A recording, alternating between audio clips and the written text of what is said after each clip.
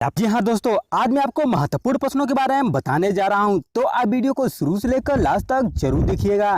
तो पहला प्रश्न है, टेलीविजन का आविष्कार किसने किया था? ऑप्शन है जे एल बेयर, दूसरा है जॉनसन, तीसरा है गैलीलियो और लास्ट ऑप्शन है स्टीफन। तो आपके पास कमेंट करने का 5 सेकंड।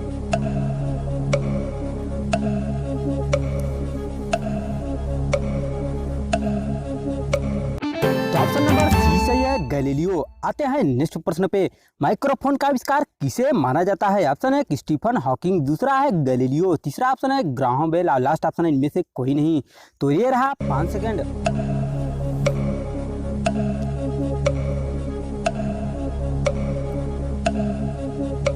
तो ऑप्शन नंबर सी सही है, ग्राहम बेल। आते हैं दोस्तों नेक्स्ट प्रश्न पे, यक्ष किरणें किसको पार नहीं कर सकती? ऑप्शन है त्वचा, दूसरा है अस्थि, तीसरा है मांस और लास्ट ऑप्शन है लकड़ी। तो आपके पास केवल कमेंट करने का 5 सेकंड।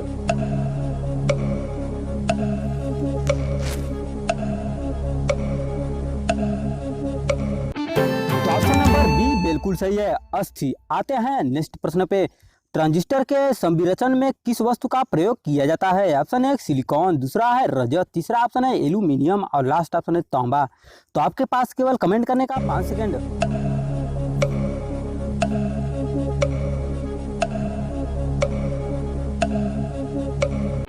ऑप्शन नंबर ए बिल्कुल सही है, सिलिकॉन। आते हैं नेक्स्ट प्रश्न पे, कुलिज नलिका का प्रयोग क्या उत्पन्न करने के लिए किया जाता है? ऑप्शन है सूक्ष्म तरंगे, दूसरा है रेडियो तरंगे, तीसरा ऑप्शन है एक्स किरणें और लास्ट ऑप्शन है इनमें से कोई नहीं।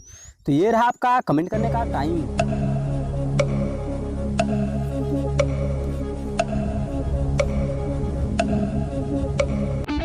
ऑप्शन नंबर सी सही है, एक्स किरणें। आते हैं नेक्स्ट प्रश्न पे, निम्नलिखित में से कौन सा धातु अर्धचालक की तरह ट्रांजिस्टर में प्रयोग होती है? ऑप्शन है चांदी, दूसरा है ग्रेफाइट, तीसरा है जर्मेनियम और लास्ट ऑप्शन है ये सभी।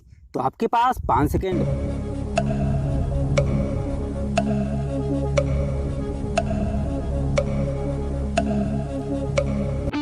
ऑप्शन नंबर सी सही है, जर्मेनियम। तो आते हैं दोस्तों अगले प्रश्न पे, विद्युत चुम्बक बनाने के लिए सामान्यतः किस वस्तु का प्रयोग किया जाता है? ऑप्शन है तांबा, दूसरा है कोबाल्ट और तीसरा ऑप्शन है लोहा और लास्ट ऑप्शन इनमें से कोई नहीं। तो आपके पास 5 सेकेंड।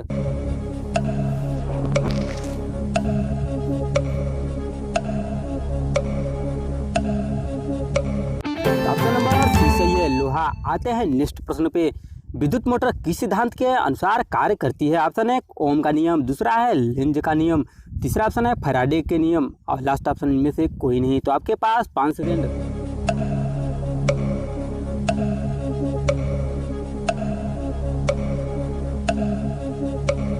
तो ऑप्शन नंबर सी सही है, फैराडे के नियम।